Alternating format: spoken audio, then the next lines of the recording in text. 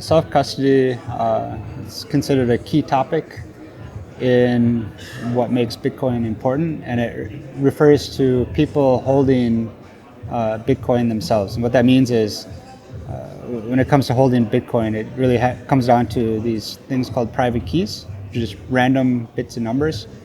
And these keys are what's used to unlock your coins or send your coins somewhere. And so whoever has possession of these keys really has possession of the coins. And so there's a common saying, not your keys, not your coins. A seed phrase, also called a mnemonic word list, it could be 12 or 24 words. This is the backup.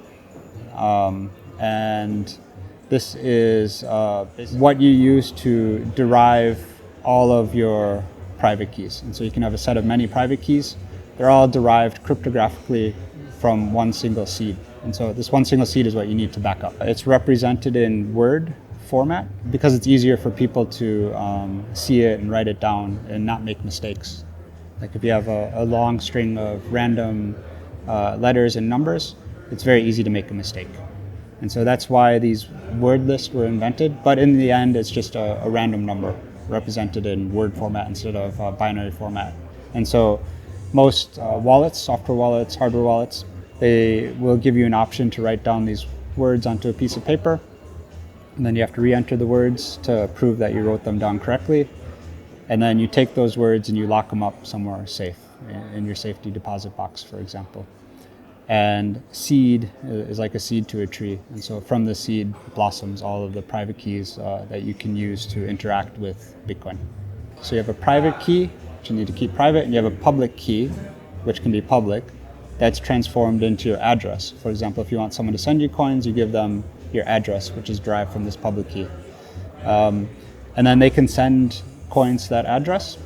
And then that public address is controlled by the private key part. So you need to keep this private key part private. And then how it works if you actually want to send transactions, it's like, in America at least, this concept of a check, which I think still exists. So you have a blank check. You need to fill it in with who do I want to send money to, someone's address, and how much money. And then this unsigned contract, this unsigned check, is fed into the hardware wallet where the private keys look at it and sign the transaction. So just like a handwritten signature, you have a digital signature that's done by the private key. And the signature is spit out, and the private key stays on the inside. And the signature can't be manipulated, and then you broadcast that to the network. That's what gets put into the public blockchain, and then that's how you transfer coins between people. So if your keys are on exchanges, for example, you're not doing self-custody. Someone else is custodying your keys for you. That means you have to trust them. And when it comes to Bitcoin, decentralization is a really important thing. And if lots of people have their coins on exchanges, it becomes kind of a centralized honeypot. Kind of removes a bit of the things that make Bitcoin special. Every year, for example, there's billions and billions and billions of dollars lost due to exchanges failing, like the founder runs away with the coins, or like FTX recently, there was just outright fraud where they didn't have the Bitcoin even. And so it's really important for people to do self-custody in that sense. And so holding your own keys is how that's done. We're a hardware wallet company. I think most people think that's the safest way to hold your coins yourself, hold your keys yourself. There's also software wallets, which are commonly called hot wallets, as opposed to hardware wallets, which are cold wallets. And hot wallets are susceptible to malware that could be lurking on your computer or your phone. And again, every year people lose a lot of money due to hacks. And that becomes more and more as more and more people adopt Bitcoin.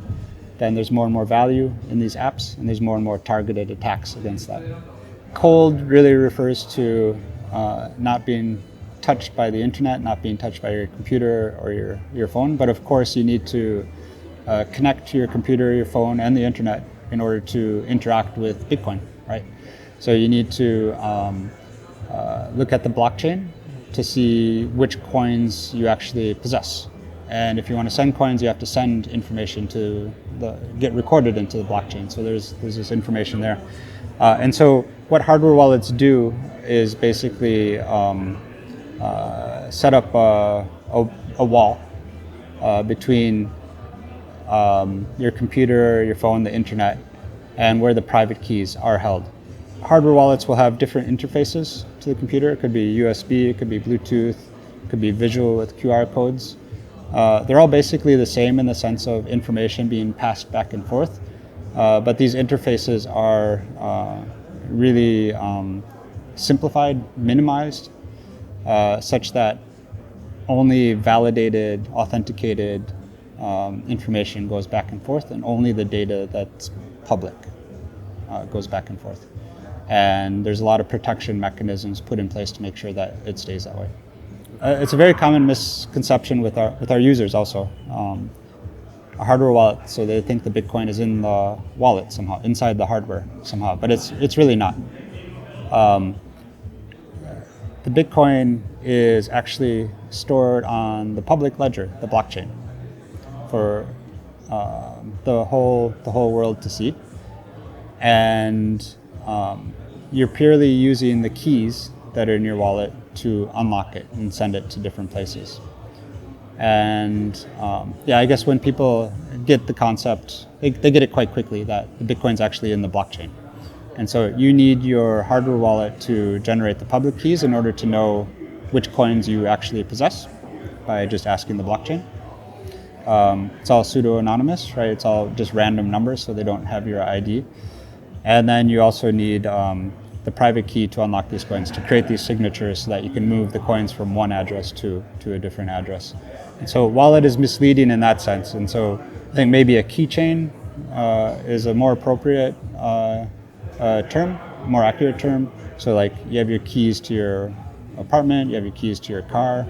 You can unlock these with those keys. And so it's the same with Bitcoin. You have your private keys, which you can use to unlock your coins. We're a company. We make the Bitbox hardware wallet. We've been around actually since 2015. So we're on our second version, the Bitbox 02. And that's been out for a few years now. We're getting really, really great customer reviews. And I think the job of a hardware wallet company is to make something that is both secure and easy to use.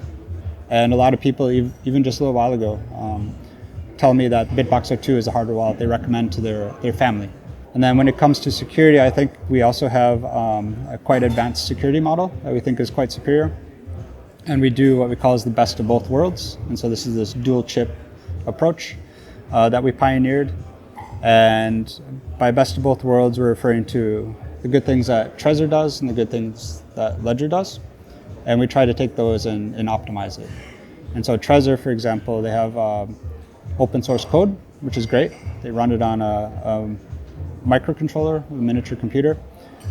And we think open source is very important for security, but also in terms of accountability. So with Bitcoin, you need to remove as much trust as possible. That's how the decentralized system can work. You don't need to trust the person on the other end in order to interact with them. And so it's the same with wallets. You need to minimize that trust, and open source is the way to do that. I guess there's two aspects. One is just practically, like all the code we run for the Bitbox is open to the community to view. And so we have all of our code on GitHub, which is a very common open source repository for code. And so anyone in the world can go browse to GitHub and find our code base there. So our hardware wallet, the app also that we run on the Android phone or on your desktop, anyone can go there and look at it. And so that's what open source means. And then the other aspect is licensing. The hardcore open code is really also the code that's freely usable by anyone else in the community or anyone else in the world. And so there's various licenses that allow that. We think that's also important in order to kind of give back to the community and build together. And so I think if people can improve on the code, then it's just better for everyone. It's better for us also. And so our code is all completely freely available for anyone to see, and it's also freely available for anyone to use. With a general purpose microcontroller, it's not protected against physical theft. It doesn't have physical protection mechanisms on it. And so Ledger, on the other hand, has a secure element, which is specifically designed for physical protection in the case of theft. That's great, but their problem is that it's closed source. The issue with closed source is that the companies that manufacture these secure chips usually require NDAs, and that's because these chips are usually certified. And the certification process can take $1 million, can take a year to go through it. And so these companies are incentivized to not fix bugs. I think that's important to emphasize. And that's why there's NDAs, that's why there's closed source code. Oftentimes in cryptography, the basic operations are in hardware. And so if there is a bug, and there's always bugs, in order to fix it, they would need to redo the certification process. So another $1 million, another year to market.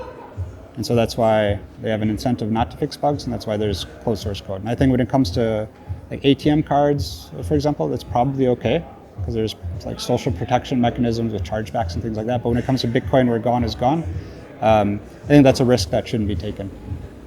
And so what we do is we combine both. So we have open source code running on a microcontroller, but we also have a secure element that we use purely in a minimal way, in a trustless way, which I think is unique to us, purely to harden device access. So you still get the physical protection mechanisms. So the bitbox is still protected if someone physically steals it. I've never tried to explain that one in simple terms before. Okay. No, that was good. Yeah. Yes, yes.